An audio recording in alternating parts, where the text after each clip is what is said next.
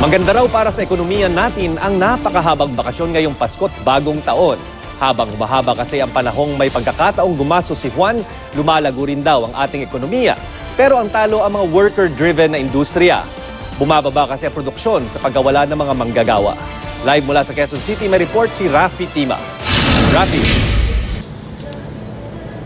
Chino, may positibo at negatibo nga doon na epekto ang pagkakaroon ng mahabang bakasyon sa ating ekonomiya. Bukod kasi sa pagpasok ng pera mula sa mga OFW tuwing Kapaskuhan, nakaugalan na rin nating mga Pilipino na gumastos tuwing mga panahong ito at lalo pang nadadagdagan ng gastos kapag mahaba ang bakasyon. Sa huling 2 linggo ng taong 2014, 7 araw ang bakasyon. Kaya naman para sa marami nating kababayan, ito na ang isa sa pinakamahabang bakasyon nitong mga nakaraang taon dahil ang 7 araw na holiday na taong nakapaloob sa 2 weekends.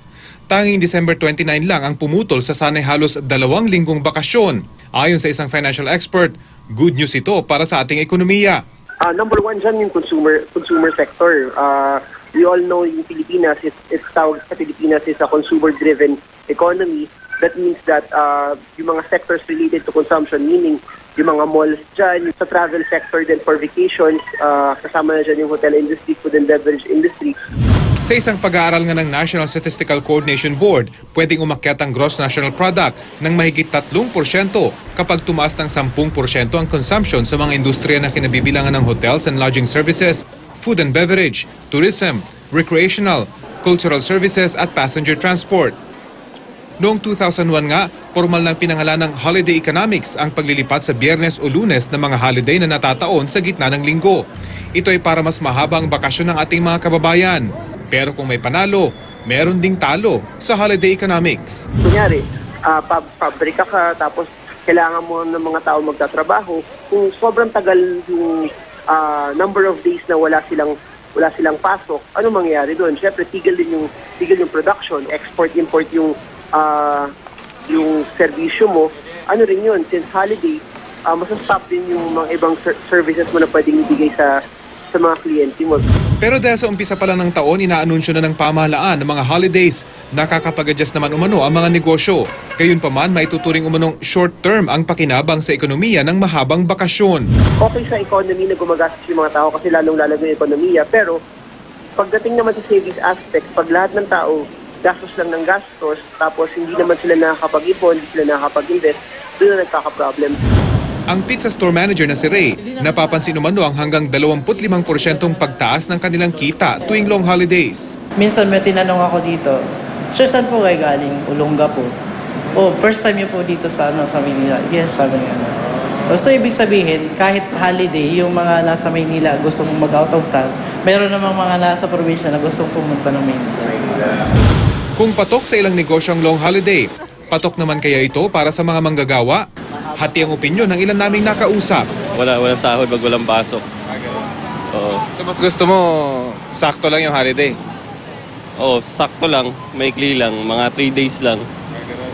Kung mas mahaba ng 3 days, lugi ka na ba? Lugi na kasi wala nang income, wala nang pera eh. Siyempre, hindi na magpapaka-plastic. Pag kami, wala kaming bayad eh. Kaya okay na yung maikli lang. No work, no pay ka ba? Oo. Regular employee ka?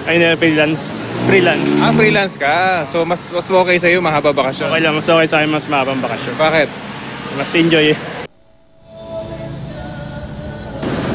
Chino, dahil nga marami din tayong mga kababayan ang no work, no pay tulad ng aking mga nakausap, dapat talagang balanse din umano ang dami ng bakasyon o walang pasok. Pero bukod sa tulong sa ekonomiya ng mga paggastos ng ating mga kababayan, may isang mahirap sukatin sa pamamagitan ng numero kapag ganitong mahaba ang bakasyon. Ito ay yung pag-recharge, ika nga, ng ating mga kababayan dahil sa pagre-relax sa bakasyon kasama ng kanilang mga mahal sa buhay para pagdating ng bagong taon, meron silang bagong enerhiya para sa isang buong taon na namang pagtatrabaho. Chino? Rafi, may official report ba na nagsasabing tumataas talaga ang consumption ng mga Pinoy tuwing holiday at kung may increase man over the years? Kasi ang ibig sabihin nito, tumataas din ang purchasing power natin at tanong dyan, yung mayaman ba tayo mga Pilipino? Well, Chino, wala pa tayong nakikitang latest figure pero sa pag-aaral nga ng National Statistical Board, ilang taon lang ang nakakaraan, pataas nga daw yung trend ng spending ng mga Pinoy. Kaya nga pati turismo, matindi na rin yung promotion ng DOT sa local tourism dahil bukod sa mga dayuhan, matindi na rin daw yung paggastos ng mga local tourists sa kanilang pag-iikot sa iba't ibang bahagi ng bansa tuwing mga panahong mahaba ang bakasyon. Ang problema lang, tulad nga ng sinabi ng financial analyst nating nakausap, mahirap kapag ang ginagastos na ito ay utang din naman tulad ng paggamit ng credit card. Nagbubunsod yan ng ibang problema dahil pwede namang mabaon sa utang yung ating mga kababayan. Kaya nga dapat ay may balanse ang lahat.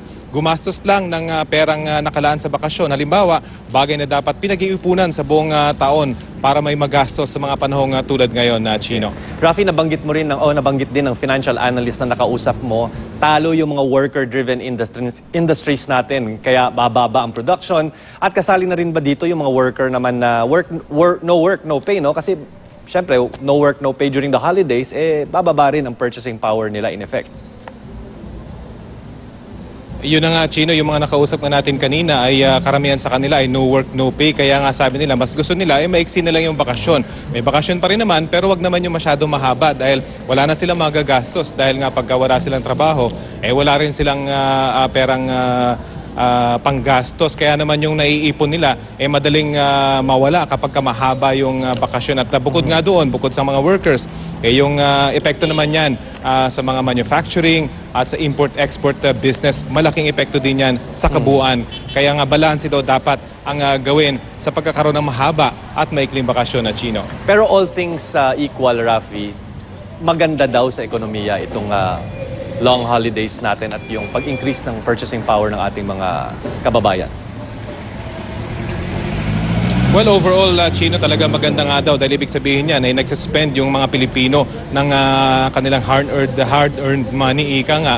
At yun ay bumabalik din naman sa ating ekonomiya at napapalago yung ekonomiya ng malalayong lugar katulad ng mga tourist spots at hindi lang sa Metro Manila nako-concentrate yung mga investment ng mga Pinoy. So ibig sabihin ay nadidistribute yung mga pera lalo na ng mga taong nasa Metro Manila dahil alam naman natin karamihan ng mga nandito yung may malalaking pera. So pag pumupunta sa mga probinsya at doon nila ginagastos yung kanilang mga pera, ay natutulungan yung lokal na ekonomiya sa kanilang mga pinupuntahan na Chino. Maraming salamat, Rafi Tima.